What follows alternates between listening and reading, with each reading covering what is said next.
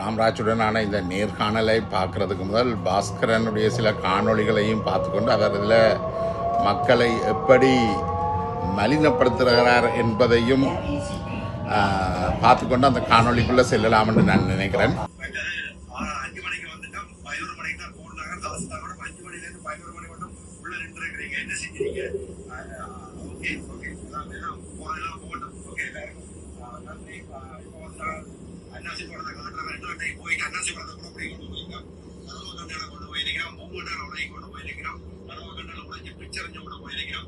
என்ன ஒருவருக்கு தெரியாத வாசலுக்குள்ள கேமரா கிடக்குது. இப்ப என்ன செய்ய போறோம்னு சொன்னா கரவாக்கட்டை கொண்டு போனவன், பூக்கொண்டை பிடி கொண்டு போனவன், டெக்கரேஷன் எடுத்து கொண்டு போனவன், சட்டியை கொண்டு போனவன், பானையை கொண்டு போனவன் எல்லாரையும் ஒவ்வொரு தடவை வீடியோ போட போறோம். நீங்க புறணைக்காதீங்கோ, நீங்க செஞ்சதான் நாங்க சொல்றோம். பணத்தை செஞ்சு கூட காசையும் பண்ணி கொண்டு போறீங்களோ, அப்ப நாங்க நீங்களும் என்ன செஞ்சீங்களா, இங்க என்னென்ன கொண்டு போறீங்கன்னு காட்டுதாங்க வேணும். அதுக்கு அவங்க காணப்பெறணும் நிறைய வீடியோக்கள் சுவாரஸ்யமாக. உண்மையில பொதுமக்களுக்கு இவ்வளவு சிரமங்கள் வர்றதுக்கான மெயின் காரணம் குறிப்பிட்ட நபர்கள் சொல்லி ஒன்று ரெண்டு நபர்கள் இல்லை, ஒரு குழுவாக பல குழுக்களாக உள்ளே வேண்டுமென்றே நிறைய விடயங்களை ஸ்பாயில் பண்ண, அதாவது விரயம் செய்திருந்தது, ஆக்களுக்கு தள்ளுமுள்ளு ஏற்படுத்தினது, சாப்பாடு சரியில்லை என்று சத்தம் போட்டது, ஒரு ஒரு ரீச்சாவில் 7-8 இடத்துல ஃபுட் கவுண்டர் போட்டு ஒரு இத்தாலியன் சாப்பாடு, வெஸ்டர்ன் சாப்பாடு, இந்தியன் சாப்பாடு, சாப்பாடு நிரந்தரமான இதுகள் போட்டிருந்த இடத்துல ஒரு பிள்ளை போய் ஒரு ஸ்வீட் கடையில், அதாவது ஒரு 25 விதமான ஸ்வீட் வச்சிருந்தாங்க. அதெல்லாம் அள்ளி அள்ளி எடுத்து பேக்கில் போட்டது கொண்டு போனால் அது கொட்டினது சிந்தினது போகும். ஒரு பிள்ளை ஒரு ஸ்வீட் எடுத்து வச்சுக்கொண்டு இது கூப்பிடுற பாஸ்கரனை இதுதான் இதுக்கு தான் 3000 பண்ணதா கொண்டதான்னு சொல்லி அந்த வன்மத்தை கேட்க அந்த வீடியோவே உங்களுக்கு நிறைய விஷயங்களை சொல்லுது. நீங்கள் அந்த வீடியோ உன்னித்து பார்த்தீங்கன்னு சொன்னால் அந்த வீடியோ நிறைய விஷயங்களை சொல்லுது.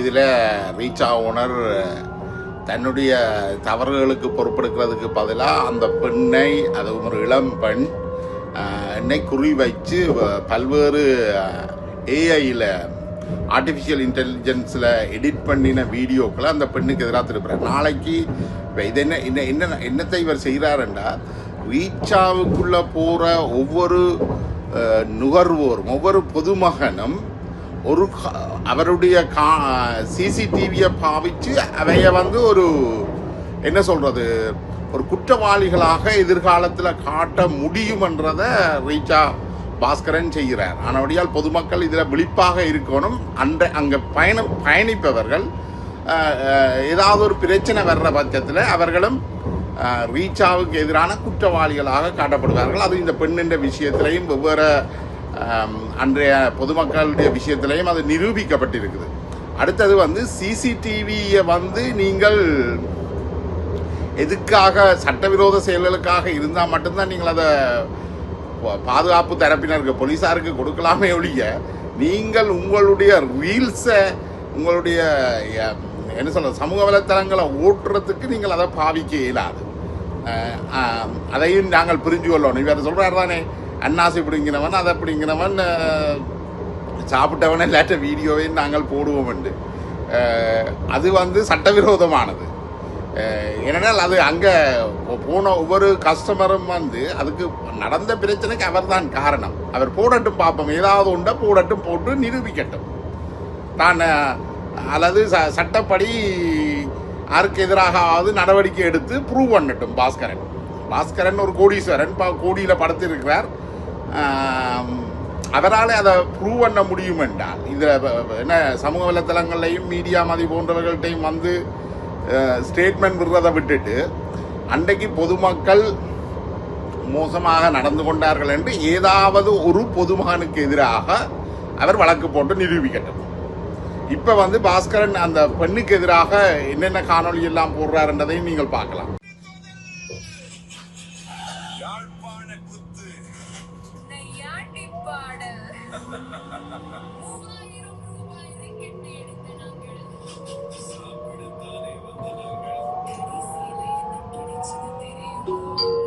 RB7 nach Reine nächste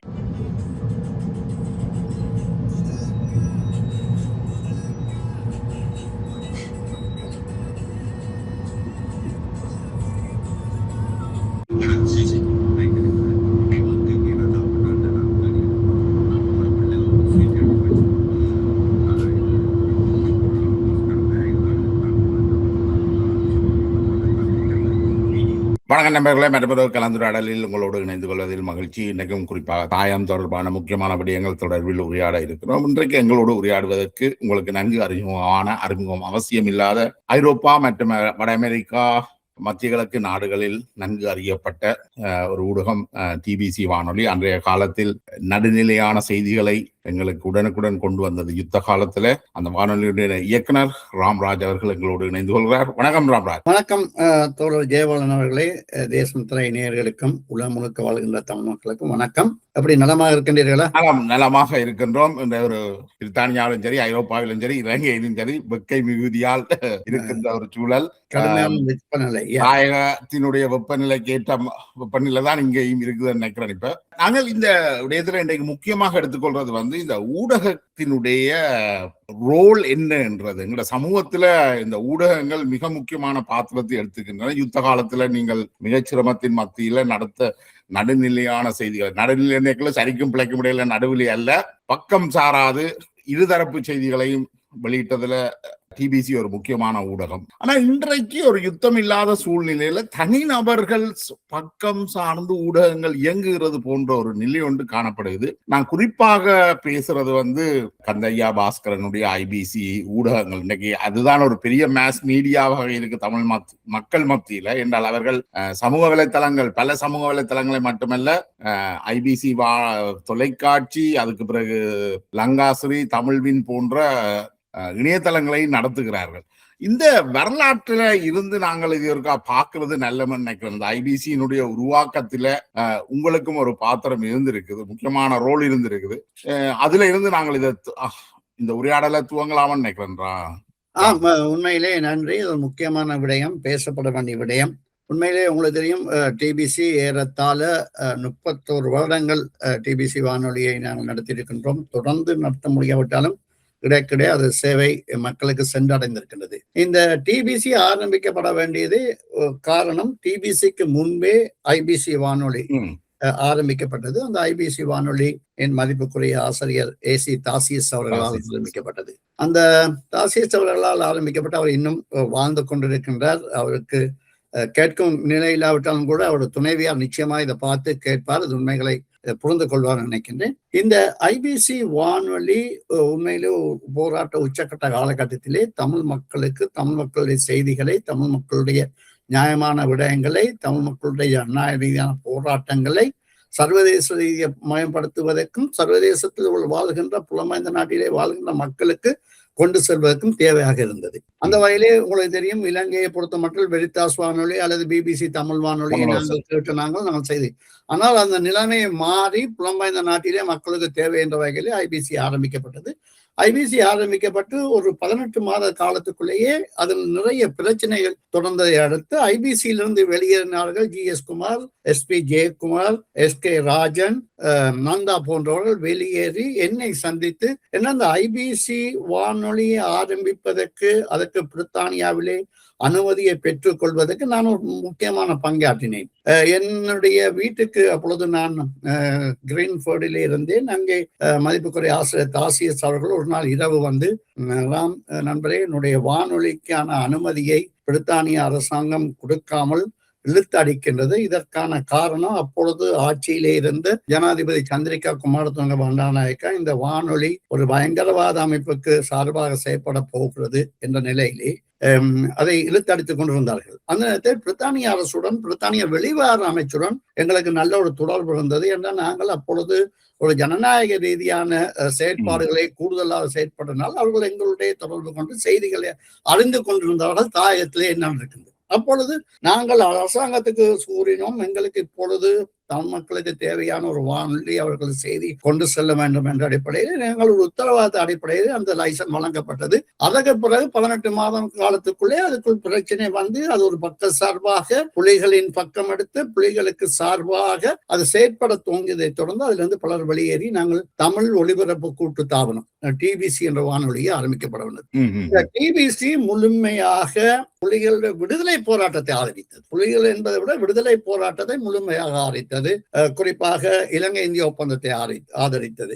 இந்த போராட்டத்தை ஆரம்பிக்கும் பொழுது புலிகளை நாங்கள் கடுமையாக விமர்சனம் செய்யவில்லை. புலிகளை எப்பொழுது நாங்கள் விமர்சனம் செய்தோம் என்றால் குறிப்பாக தென்னிலங்கையிலே சாதாரண பொதுமக்களை தாக்கும் பொழுது அந்த விமர்சனங்களை நாங்கள் கடுமையாக முன்வைத்தோம். அதாவது புலிகள் மனித உரிமை மீறல்கள் தொடர்பாக ஜனநாயகத்துக்கு எதிரான தங்களுடைய கடமைகளை செய்யும் பொழுது தங்களுடைய தாக்குதல்களை மேற்கொள்ளும் பொழுது நாங்கள் அதை கடுமையாக எதிர்த்தோம். நாங்கள் அது மட்டுமல்லாமல் இந்த புலிகள் ராணுவம் மீது தாக்குதல் நடத்தும் பொழுது அதை பத்தி நாங்கள் அக்கறை கொள்ளவில்லை, அது பற்றி கவலைப்பட. அது 2 தரப்புக்கிடையில் சண்டையாக நாங்கள் பார்த்தோம். ஆனால் சாதாரண பொதுமக்கள் பள்ளிவாசல் மேல் தாக்குதல் அல்லது ஆலயங்கள் மீது தாக்குதல் அல்லது கிராமத்துக்கு அப்பாவி மக்களை வெட்டி கொள்வது போன்ற கடுமையான விமர்சனம் நாங்கள் வைக்கும் பொழுது புலம்பெயர்ந்த மக்கள் மத்தியிலே இந்த புலி ஆதரவாளர்கள் கூட எங்களுடைய வானொலியை கேட்க சொல்வது சரிதான் என்ற ஒரு நிலைக்கு வந்து ஐரோப்பா எங்கும் எங்களுக்கு கூடுதலான செல்வாக்கு வழங்க தோன்றுகிறது.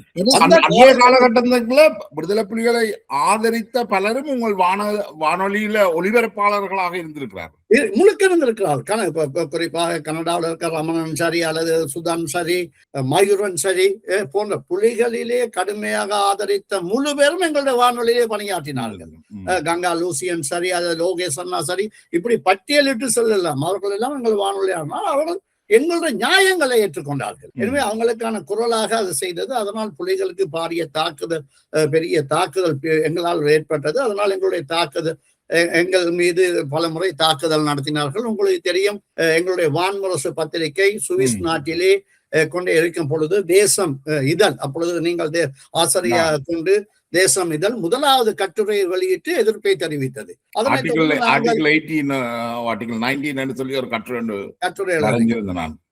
அப்பொழுதுதான் முதல் நாங்கள் அறிமுகமாக நாங்கள் உண்மையிலே அப்பொழுது பிபிசியிலே வேலை செய்த சீவகன் அவர்கள் தலைமையிலே வான்முரசு பத்திரிகை வெளியிட்டோம். வான்முரசு பத்திரிகையில் பல்வேறு ஆக்கப்பூர்வமான கருத்துக்கள் வெளியிலிருந்து வந்தது. அதனைத் தொடர்ந்து அந்த பத்திரிகை அங்கே சுவிஸ் நாட்டிலே அதை தீயிட்டு கொளுத்திய பொழுது நாங்கள் பிரித்தானியாவிலே ஒரு உண்ணாவிரதத்தை மேற்கொள்வதற்கு போலீசாரிடம் அனுமதியெல்லாம் எடுத்து போலீசார் எங்களுக்கு அனுமதி தந்து விட்டார்கள். உடனே இந்த செய்தி தமிழ் செல்வனுக்கு சென்றது. தமிழ் செல்வன் உடனடியாக எங்களுடன் தொலைபேசியிலே தொடர்பு கொண்டு இப்பொழுது மேவின் மகேசன் அவர் ஒரு பத்திரிகையாளர், ஆரம்ப காலத்திலே தினக்குரல் பத்திரிகையிலே வேலை செய்தவர், அவர் எங்களுடன் பணியாற்றினார். இப்பொழுது கனடாவில் இருக்கின்றார்.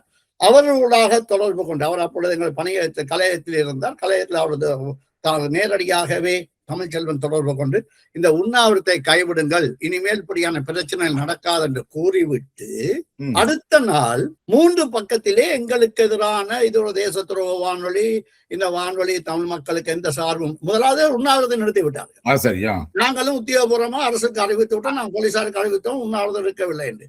அதனை தொடர்ந்து புலிகள் இந்த விடயத்தை செய்த போது இதே ஐபிசி 3 பக்க அறிக்கையாக தொடர்ந்து ஒரு கிழமைக்கு அவர்கள் பத்திரிகை விட்டு எங்களையும் மலினப்படுத்தினார்கள். அதே வேலையை தான் இப்பொழுது தலைமை தாங்குகின்ற நீங்க முன்னர் கூறிப்பாட்டு கந்தையா பாஸ்கரன் செய்கின்றார். கந்தையா பாஸ்கரன் ஐபிசி மட்டுமல்ல, லங்காசரி, தமிழ்வின், மனிதம், ஜேவிபி நியூஸ், சினி உலகம், விடுப்பு, இத்தனை இணையதளங்களும் ஒரு சமூகத்துக்கு தேவையா? அதை விட பல்வேறு ஃபேக் ஐடிஸ்ல டிக்டாக் மற்றும் சமூக வலைதளங்கள்ல இன்ஸ்டாகிராம் போன்ற பல்வேறு தளங்களிலே அவர்கள் இருக்கிற நாங்கள் இந்த பிரச்சனை எங்க பார்க்கிறோம் என்றால், அந்த காலத்திலே புலிகள தலைமையில் அது செயற்பாட்டில் இருந்தவர்கள் எவ்வாறு இந்த ஊடகங்களை பயன்படுத்தி இந்த சமூகத்தை ஒரு சீரழிவு நிலைக்கு கொண்டு சென்றார்கள். இன்னைக்கு சமூகம் இப்படி இருப்பதற்கான காரணம் அல்லது பிரபாகரன் தோற்பதற்கான காரணம், பிரபாகரன் தோற்பது அல்லது பிரபாகரன் கொல்லப்பட்டதற்கான காரணம் இந்த ஊடகம். முக்கியமாக இவர்கள் செய்கிற அனைத்து செயல்களுக்கும் ஜால்ராவும் ஜிஞ்சாவும் போட்டு விடுதலை ஊடகத்தின் பொறுப்பு ஒரு தவறுகள் நடக்கின்ற பட்சத்தில் அது சுட்டி காட்டப்பட வேண்டும். ஆனா இன்றைக்குமே அது செய்யப்படவில்லை. இல்ல மற்றது எங்களை பொறுத்த மட்டில் என்ன இன்றைக்கும் சரி, மற்றவர்களை கருத்து அவர்களுடைய கருத்திலே எனக்கு உடன்பாடு இல்லாமல் இருக்கலாம். ஆனால் அந்த கருத்தை நான் மதிக்கின்றேன். அவருக்கு சொல்லக்கூடிய அந்த உரிமை இருக்கின்றது. இப்ப பாஸ்கரன் கந்தையா என்ன செய்கிறார் என்றால், இந்த ரீச்சாவிலே நடைபெற்ற உணவு திருவிழாவை தொடர்ந்து அவருடைய எடுபடிகளை வைத்துக் கொண்டு இந்த சமூகத்தை மனிதப்படுத்தும் நிலைக்கு தள்ளியிருக்கின்றார். தமிழ் சமூகம் அவ்வளவு கேவலமான சமூகம் அல்ல. குறிப்பாக யாழ்ப்பாணத்திலே பொறுத்த மட்டில் ஓரளவு படித்த சமூகம் தான் வாழ்கின்றார்கள். அவர்கள் இப்ப 3000 ரூபாய் டிக்கெட்டை கொடுத்து உணவு என்றால், இங்க நாங்கள் ஒரு விடுமுறைக்கு போகிறோம் அல்லது ஒரு விடுமுறைக்கு போக்குள்ள அங்கே வேலை செய்கிற ஆசிரியர்கள் இருக்கிறார்கள், நிர்வாகங்களில வேலை செய்திருக்கிறார்கள். அவர்கள் பெரிய சிரமத்துக்குள்ள 3000 ரூபாய் சென்று அந்த குழந்தைகளை அழைத்து சென்று ஒரு நாளை கழிப்பதற்கு செல்லலாம். சரிதானே? இப்ப அவர்கள் கேட்கலாம் 3000 ரூபாய் கொடுத்து வந்தால் ஏன் இப்படி கேள்விகளுக்கு என்றால், 600 கிலோ இறைச்சியை வாங்கிட்டு விட்டு 5500 பேருக்கு டிக்கெட் விட்டால் அது எந்த நிலையானது? அது எப்படி நாங்கள் பார்த்துக் கொள்ள முடியும்? அது 150 ஏக்கர் காணியிலே ஒரு விவசாயம் செய்கிறார். இதெல்லாம் கேள்விக்கு உட்படுத்தப்பட வேண்டியது. இந்த 150 ஏக்கர் காணி யாருடையது? இது எவ்வாறு பெற்றுக்கொண்டால்? இது தொடர்பாக எங்கேயாவது கூறியிருக்கின்றார். மேல கம்பெனியை ரெஜிஸ்டர் பண்ணி அதெல்லாம் செய்திருப்பான்னு கூட சொல்லலாம். ஆனால் இன்னும் நிறைய பிரச்சனை இருக்கின்றது. இவர் ஒரு சீருடை அணியை, ஒரு படையினை, பாதுகாப்பு படையினை வைத்திருக்கின்றார். உங்களுக்கு தெரியும், மாநகர சபையிலே மணிவண்ணன் அவர்கள் இருக்கும் பொழுது ஒரு சீருடை அணியை வைத்துக் கொண்ட பொழுது சிஐடி அவர்களுக்கு கொடுத்த குடைச்சல், அவர்கள் யாழ்ப்பாணத்துக்கு கொழும்புக்கு அழைத்து அவர்கள் விசாரணை கொண்டது. இதுவரை சிஐடியினர் இப்படி எந்த ஒரு நடவடிக்கையும் இவர்கள் மேல் எடுக்கவில்லையே. அப்பொழுது இவர்கள் ஏதோ ஒரு தொடர்பில் தான் இருக்கிறார். அரசாங்கத்துடன் ஏதோ ஒரு வகையிலே ஒரு தொடர்பில் இருக்கிறார். அரசாங்கத்தை விட என்பதற்கு அப்பால் புலனாய்வுத்துறையிடம் ஒரு தொடர்பில் இருக்கிறார். நெருக்கமான உறவுல தான் இருக்கவன். குறிப்பாக நான் நினைக்கின்ற இதை ஞாபகப்படுத்த சரி, சுமந்தன் அவர்கள் மிக தெளிவாக ஒரு காணொலியிலேயே கூறியிருக்கின்றார். வடகிழக்கை பொறுத்தமட்டில் பெரிய நிதியுடன் வரும் பொழுது புலனாய்வுத்துறை அதை ஆய்வு செய்து அதுக்கான அனுமதியை கொடுக்கிறார்கள். புலனாய்வுத்துறை அந்த தொடர்புகளை எடுத்துக் கொள்கிறார்கள். அவர்களுக்கு எங்க எப்பொழுது தேவையோ அதை பயன்படுத்திக் கொள்கிறார்கள். என்னென்றால், இந்த சமூகத்தை சீரழிக்கணும் என்று சிலர் நினைக்கிறார்கள். சரியா? இப்ப எங்கள் மத்தியிலே எத்தனையோ கலைஞர்கள் இருக்கிறார்கள். அந்த கலைஞர்கள் வச்சு நிகழ்ச்சிகள் நடத்துவதில்லை. எப்பொழுதுமே தென்னிந்தியாவில் வந்து கொண்டு வருவது. இவர்கள் படத்தை எடுக்க வெளிக்கிட்டார். அந்த படத்துக்கு ஆரம்ப பூசையா தென்னிந்தியாவில் தான் எல்லோரும் வந்தார்கள். பேரும் இல்ல, அது இலங்கையில் கலைஞர்கள் இல்லையா? அப்ப இவர் தமிழ் மக்கள், தமிழ் தேசியம் பற்றி பேசுகிறார். தமிழ் தேசியம் இவரால் தான் பாதுகாக்கப்படுகிறார். ஆனா அவர் இல்லாத விளையாட்டு எல்லாம் செய்து கொண்டு தமிழ் தேசியம் மக்கள் மத்தியில் ஒரு நல்ல பிள்ளையா காட்டொழிக்கிறார். இன்றைக்கும் இவர் போடுற காணொலிகளை பாருங்கள். இவர் போடுற காணொலி இப்பொழுது சொல்றார், அண்ணாசிகள் எடுத்துட்டு போனாங்க, அங்க எல்லாம் உடைச்சாங்க, இதை உடைச்சாங்கள் என்றால் அந்த பிரச்சனை நடந்தது. பிரச்சனை நடந்தோடு இவர் என்ன செய்ய வேணும்? உங்களுக்கு கூறியபடி நான் காசை உங்களுக்கு திருப்பி தந்துகிறேன். இந்த பிரச்சனை முடிந்தது. தொடர்ந்து நாங்கள் அடுத்த நிகழ்ச்சிக்கு செல்வோம். சமூகத்தை பற்றி சிந்திப்பவங்களை விட்டு இந்த சமூக தொடர்பாக ஒரு சீரழிவுக்கு, சமூகம் ஒரு மோசமான சமூகம் என்பதைத்தான் காட்ட பார்க்கிறேன். இது ஒரு வேதனையான ஒரு விடயம். அந்த சமூகத்திலே பிறந்தவர்கள் நாங்கள், அந்த சமூகத்துடன் வாழ்றவர்கள், அந்த சமூகத்துடன் உறவு வைத்திருக்கின்றவர்கள். எப்படி அந்த சமூகத்தை ஒரு மோசமான சமூகம் அவர் எடுத்து காட்ட முடியும்? அது எவ்வாறு நாங்கள் ஏற்றுக்கொள்ள முடியுங்கிற பிரச்சனை இருக்கின்றது. எனவே இவருடைய இந்த நடவடிக்கை நாங்கள் பார்க்கும்பொழுது எங்களுக்கு ஏதோ ஒரு சந்தேகம் வருகின்றது. இவர் அரசியலுக்கு வருவது அல்லது வராம இருப்பது எல்லாம் வேற விடயம். இன்னைக்கு உங்களுக்கு தெரியும், வடபகுதியிலே இத்தனை விதமான போராட்டங்கள் நடக்குது. காணி தொடர்பாக பல்வேறு போராட்டங்கள் நடந்தது. ஆலயங்களிலே பௌத்த ஆலயங்கள் வைப்பது தொடர்பாக பல்வேறு, எந்த போராட்டத்திலே கந்தையா பாஸ்கரன் கலந்து கொண்டு இதற்கு ஆதரவு அளித்திருக்கின்றார் அல்லது அதற்கு ஆதரவாக எந்த விடயத்தை நடத்திருக்கின்றார்? உடனே சொல்லுவதன் என்றால் 500 பேருக்கு வேலை கொடுக்கிறோம். 500 பேருக்கு வேலை கொடுக்கிறது பாராட்டக்கூடிய வேண்டி. அதில் ஒரு உழைப்பை எடுத்துத்தானே நீங்கள் கொடுக்கிறீர்கள். அடுத்து ராம், நாங்க இன்னொன்றையும் பார்க்கணும். என்னென்றால், இப்ப கிளிநொச்சியில இருக்கக்கூடிய வானவில் சந்திரகுமார் இபிடிபி இருக்கக்குள்ளதான் அந்த வானவில் நிறுவனம் கிளிநொச்சிக்கு கொண்டு வந்தப்பட்டது. அதை விட இன்னொரு நிறுவனமும் இருக்கு. இந்த நிறுவனங்கள்ல 5000-20,000 பேர் வேலை செய்கிறார்கள். இந்த நிறுவனங்கள் இலங்கையில கொழும்புல இருந்து கொண்டு வரப்பட்டது. அங்க வந்து உத்தியோகத்தில் இருக்கிறவர்களுக்கு படிநிலையான உயர்ச்சி இருக்கின்றது. சர்வதேசத்துக்கு ஆடைகளை ஏற்றுமதி செய்கிறார்கள். அது வந்து உற்பத்தியோடு செய்யப்பட்டது. ஆனால் பாஸ்கரன் செய்கின்ற விடயங்கள் எல்லாம் உணவு பரிமாறுறது, செக்யூரிட்டி கார்டு வேலைகள், சாதாரண வேலைகள். ஓகே, அவர் வேலை கொடுக்கிறார்ன்றது சரி. ஒரு 400 பேருக்கு வேலை கொடுக்கிறார். இவ்வாறு நூற்றுக்கணக்கானவர்கள் அங்க இருக்கிறார். நீங்க அதற்காக பாஸ்கரனை வந்து புனிதமானவர்கள் என்று நாங்க கொண்டாட வேண்டிய அவசியம் இல்லைத்தானே? நிச்சயமாக. என்னென்றால் பாஸ்கரன் முதலாவது இந்த வெள்ளிக்கிழமை நிகழ்ச்சி நடைபெற்ற உடனே தவறை ஒத்துக்கொண்டார். தவறை ஒத்துக்கொண்டு அந்த பணத்தை திருப்பி கொடுப்பதாக கூறினார். அது கம்பெனிக்குள்ள மரியாதை. ஆனால் அதை தொடர்ந்து அதோட விட்டுருக்கணும். அதாவது இந்த இன்சூரன்ஸ் கம்பெனியில வேலை செய்த பெண்ணுக்கு எதிராக அந்த அவர்களுடைய ஆதரவாளர்களை அவருக்கு ஆதரவு அளிக்கின்றவர்கள் போடுகின்ற காணொலியை பார்த்து எவ்வளவு இந்த சமூகத்தை ஒரு பாரிய பின்னடைவுக்கு கொண்டு செல்கிறது என்பதை யோசிக்கவில்லை. மற்றது பிரித்தானியாவிலிருந்து சென்றவர் இந்த 5 ரூபாய் 5 பவுண்ட் தொடர்பாக அவர் கூறிய கருத்து அது ஒரு பெரிய விடயமா எடுக்க தேவையில்லை. முதிர்ச்சியில இருக்கிற ஒருவர் அவர் எந்த சூழ்நிலையில, அதாவது உங்களுக்கு தெரியும் இலங்கையிலே இருக்க யூடியூப்காரர்கள் சின்ன ஒரு விஷயத்தை பெரிதாக்கி போட்டு விட்டு அதை பெருசாக பலப்படுத்த அவர்களுக்கு இந்த லைக் எடுக்க வேண்டும் என்பதற்காக அது இது பிரபலப்படுத்துவதுதான் அவருடைய வேலை. இந்த மாதிரி விடயங்களை பாஸ்கரன் கட்டுப்படுத்தி இருக்க வேண்டும். பாஸ்கரன் சமூகம் சம்பந்தமாக ஒரு அக்கறை இருக்க வேண்டாம், இந்த சமூகத்தை நேசிப்பவர் என்றால், இந்த சமூகத்துக்கு தொடர்ந்து அவர் பணியாற்ற வேண்டும் என்று நினைப்பவர் என்றால், இந்த பாஸ்கரன் போன்றவர்கள் உண்மையிலே இந்த சமூகத்தை அந்நியப்படுத்துவதை மலினப்படுத்துவதை நிறுத்த வேண்டும். உடனாவது பெருந்தன்மையுடன் அவர் ஏனையவர்களுக்கு ஒரு அறிக்கை மூலம் வெளியிட்டு விட வேண்டும். இந்த பிரச்சனையை இதுக்கு மேல் தயவு செய்து தொடராக என்று கூற வேண்டும். அவரே அதை உற்சாகப்படுத்துகிறார், ஒவ்வொரு நாளும் உற்சாகப்படுத்துகின்றார். இப்பொழுது இன்று வெளியிட்டு ஒரு காணொலியில் கூட அன்னாசியை பிடுங்கி விட்டு சென்றார். சரி, அன்னாசி இப்படி ஒரு மனிதன் அங்கு வந்து 5 மணித்தியாலம் 6 மணித்தியாலம் தண்ணியும் இல்லாமல் சாப்பாடும் இல்லாமல் பக்கத்துல கடையும் இல்ல போய் வாங்கி குடிப்பதற்கு எவ்வளவு வேதனையா இருக்கும். நாங்க அந்த நினைத்து பார்ப்போமே.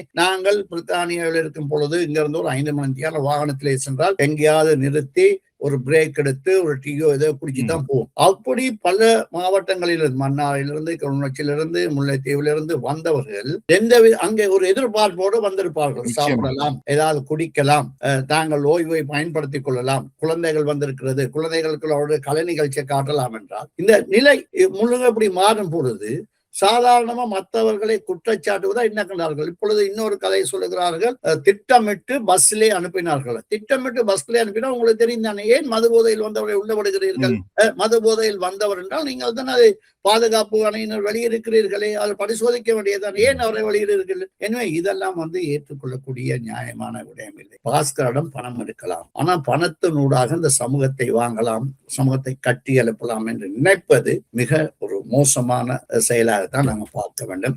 அதை எந்த விதத்திலையும் ஆதரிக்க முடியாது. மற்ற வாஸ்தவமான நிலையை பாருங்கள். இப்பொழுது இந்த லங்காசிரி எடுத்துக்கொண்டால், தமிழ்வின் எடுத்துக்கொண்ட முழுக்க மரண அறிவித்தலை போட்டே அவர்கள் அந்த நிகழ்ச்சியை நடத்துகிறார்கள். மரண அறிவித்தலுக்கு எவ்வாறு பணத்தை கொடுக்கிறார்கள், எவ்வளவு பணத்தை அறவிடுகிறார்கள், அதுக்கெல்லாம் கணக்கு கிடையாது. அது செய்தியை சொல்ல வேண்டும். மரண அறிவித்தல் துக்க செய்தியை பகிர்ந்து கொள்வது.